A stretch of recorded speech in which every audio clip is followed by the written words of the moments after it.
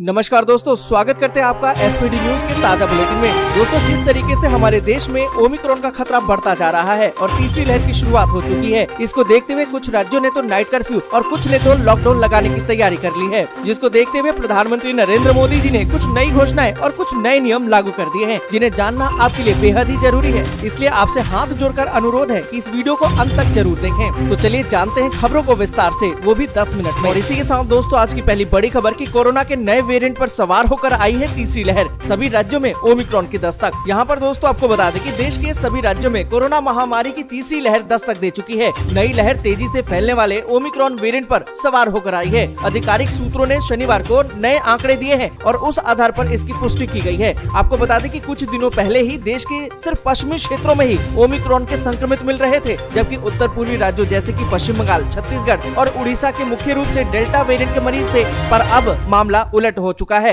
सूत्रों के मुताबिक नवीनतम आंकड़ों के अनुसार सभी पूर्वोत्तर राज्यों में ओमिक्रॉन के मरीज बड़ी संख्या में मिल रहे हैं। इसको देखते हुए कहा तो ये जा रहा है कि देश के सभी राज्यों में कोविड-19 की तीसरी लहर ओमिक्रॉन के जरिए आ चुकी है। साथ ही आपको बता दें कि केंद्र ने राज्यों और केंद्र शासित प्रदेशों को कोरोना मरीजों की बढ़ती संख्या को देखते हुए इलाज के बुनियादी ढांचे की तैयारियों की समीक्षा करने के लिए कहा है। साथ ही आपको बता दें कि कोविड-19 के कारण अस्पताल में भर्ती होने वाले मरीजों की संख्या में उछाल की आशंका है और इसको देखते हुए अस्थायी अस्पताल बनाने के निर्देश भी दिए हुए हैं। तो दोस्तों, एक बार फिर से सावधान हो जाइए। कभी भी घर से बाहर जाएं तो मास्क जरूर पहनें और सोशल डिस्टेंसिंग का पालन जरूर करें। और इसी के साथ दोस्तों, अगली बड़ी खबर की 7 चरणों में होगा मतदान। 10 फरवरी से होगा शुरू और 10 मार्च को होगी मतगणना। दोस्तों, यहाँ पर आपको बता दें कि निर्वाचन आयोग ने शनिवार को 5 राज्यों में विधानसभा चुनाव की तारीखों की घोषणा कर दी है। मुख्य निर्वाचन आयुक्त सुशील चंद्रा ने बताया कि उत्तराखंड, पंजाब, गोवा में तो 1 चरण में चुनाव होंगे, जबकि मणिपुर में 2 और उत्तर प्रदेश में 7 चरणों में मतदान किया जाएगा। मतदान की शुरुआत उत्तर प्रदेश में 10 फरवरी से होगी। सभी राज्यों में एक साथ 10 मार्च को मतगणना की जाएगी। चुनावों के दौरान सख्त प्रोटोकॉल का पालन कराया जाएगा।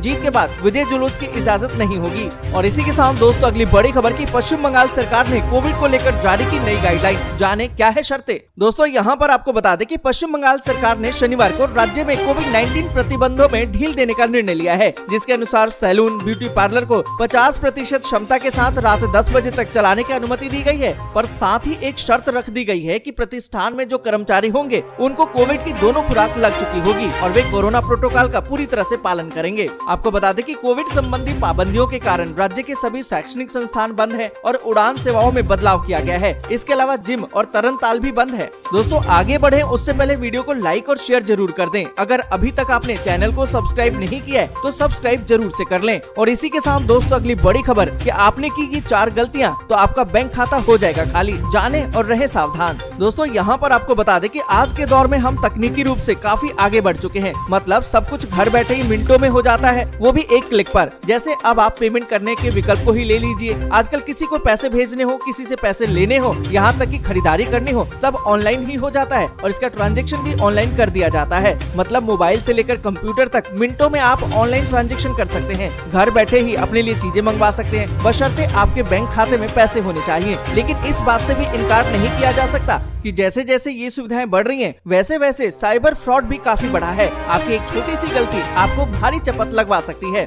इसलिए जरूरी है कि ऑनलाइन ट्रांजैक्शन करते समय कुछ बातों का खास ध्यान रखा जाए। यहाँ पर आपको बता दें कि जब भी आप ऑनलाइन खरीदारी करते हैं तो ऑनलाइन ट्रांजैक्शन करने के लिए आपको 2 विकल्प दिखते हैं। पहला पासवर्ड और दूसरा OTP। आपको हमेशा ही पासवर्ड को नहीं, OTP का विकल्प चुनना चाहिए। और साथ ही आपको बता दें कि जब भी आप कोई ऑनलाइन ट्रांजैक्शन करने जाते हैं तो हमेशा अपने पर्सनल मोबाइल या फिर पर्सनल कंप्यूटर या लैपटॉप से ही करें। कभी भी किसी साइबर कैफे, दफ्तर या फिर किसी और के सिस्टम से ना करें। और साथ ही आपको बता दें कि किसी भी ऑनलाइन ट्रांजैक्शन को पूरा करने के लिए सबसे जरूरी चीज होती है CVV, यानी कि कार्ड का वेरिफिकेशन वैल्यू। और कभी भी CVV किसी को बताने की जरूरत नहीं होती है। साथ ही दोस्तों, आपको बता दें कि जब भी आप ऑनलाइन ट्रांजैक्शन करते हैं तो एक विकल्प जरूर होता है। इसके जरिए आप अपने कार्ड की जानकारी सेव कर सकते हैं। पर आपको बता दें कि अब आपको कार्ड की जानकारी सेव नहीं करनी होती है। और इसी के साथ दोस्तों, अगली बड़ी खबर की अखिलेश यादव की बड़ी घोषणा। सरकार बनने पर छात्रों को दिया जाएगा लैपटॉप और भेजेंगे विदेश पढ़ने के लिए। यहाँ पर दोस्तों, आपको बता दें कि उत्तर प्रदेश के चुनाव की जोरदार तैयारी करने वाले समाजवादी पार्टी के अध्यक्ष अखिलेश यादव ने शनिवार को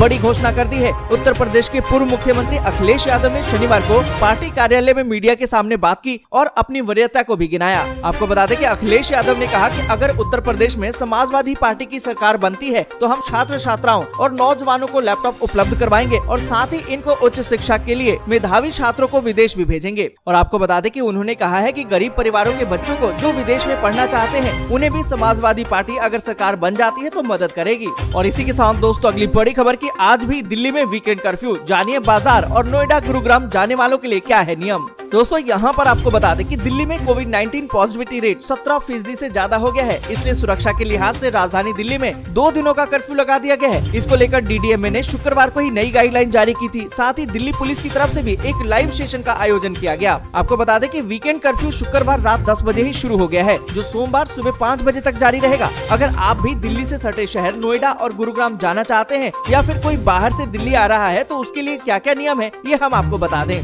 यहाँ पर आपको बता दें कि ग्रोसरी, सब्जी, दूध और दवाइयाँ जैसी रोजमर्रा की जो जरूरी चीजें हैं उसको खरीदने के लिए आप घर से बाहर निकल सकते हैं, लेकिन बाजार बेवजह घूमने फिरने पर पुलिस कार्रवाई कर सकती है। पुलिस ने ये भी बताया है कि रेस्टोरेंट में बैठकर खाने की अनुमति तो नहीं है, आप ऑनलाइन ऑर्डर करके खाना मंगा जरूर सकते हैं, लेकिन होम डिलीवरी सर्विस के लिए भी डिलीवरी बॉयज के पास ई पास होना जरूरी है। पब्लिक ट्रांसपोर्ट जैसे कि ट्रेन, फ्लाइट, मेट्रो, बस का परिचालन सामान्य रूप से जारी रहेगा और कैब्स की सेवा भी शुरू रहेगी। अगर आप वीकेंड में सफर के लिए निकल रहे हैं तो मास्क पहने, रेल, फ्लाइट, बस टिकट अपने पास रखें। अगर कहीं पुलिस चेकिंग करती है तो आपको अपना टिकट दिखाना होगा। और इसी के साथ दोस्तों अगली बड़ी खबर की कोहरे और कोरोना के बीच रेलवे चलाएगा स्पेशल ट्रेनें। यहाँ पर आपको बता दें कि रेलवे कोहरे के कारण ट्रेनों की लेत लतीफी और कोरोना महामारी को देखते हुए स्पेशल ट्रेनों का संचालन करेगा। ये ट्रेनें अलग अलग रूटों पर दौड़ेंगी। ट्रेनों की शुरुआत यात्रियों की भीड़ और मौसम को देखकर की जाएगी। भारतीय रेलवे ने इसके लिए बकायदा इन स्पेशल ट्रेनों का टाइम टेबल भी जारी कर दिया है।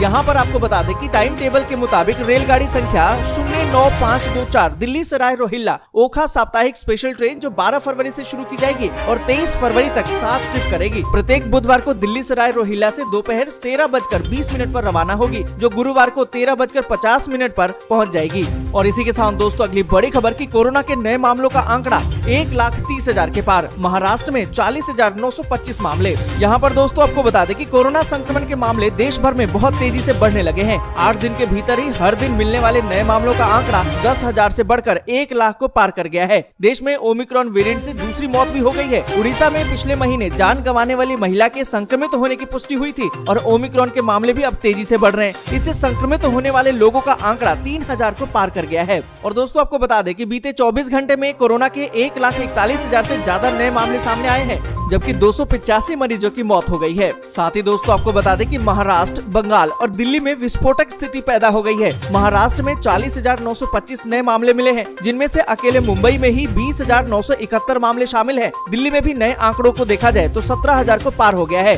9 लोगों की मौत भी दर्ज की गई है। वहीं बंगाल में 18,213 नए मामले सामने आए। इन राज्यों के अलावा उत्तर प्रदेश, गुजरात, हरियाणा, राजस्थान, तमिलनाडु, कर्नाटक, तेलंगाना और केरल में भी मामले तेजी से बढ़ रहे हैं। और इसी के साथ दोस्तों अगली बड़ी खबर की कोरोना मरीजों को अब वोट डालने के लिए अलग पोलिंग बूथ पर जाने की जरूरत नहीं, चुनाव आयोग ने दी है सुविधा। दोस्तों यहाँ पर आपको बता दें कि चुनाव आयोग ने 5 राज्यों उत्तर प्रदेश, उत्तराखंड, पंजाब, गोवा और मणिपुर में होने वाले विधानसभा चुनाव के लिए तारीखों की घोषणा तो कर दी है। देश भर में इस समय कोरोना वायरस संक्रमण की तीसरी लहर भी चल रही है। ऐसे में चुनाव आयोग ने कोरोना वायरस संक्रमण से जूझ रहे लोगों के मतदान के लिए एक अलग सी सुविधा दी है। दरअसल जिन भी 5 राज्यों में चुनाव होने वाले हैं, वहाँ भी हजारों लोग कोरोना से संक्रमण से जूझ रहे हैं। दोस्तों आपको बता दें कि मुख्य चुनाव आयुक्त सुशील चंद्रा ने बताया कि जो भी व्यक्ति 80 साल से ऊपर है, वरिष्ठ नागरिक है, दिव्यांग व्यक्ति है या फिर कोविड-19 से संक्रमित है, वो पोस्टल बैलेट से मतदान कर सकता है। मतलब ये कि आप घर बैठे ही अब मतदान दे पाएंगे। दोस्तों आज के लिए बस यहीं तक। वीडियो आपको अच्छी लगी हो तो लाइक और शेयर जरूर कर दें। अगर अभी तक आपने चैनल को सब्सक्राइब नहीं किया है तो सब्सक्राइब जरूर से कर लें।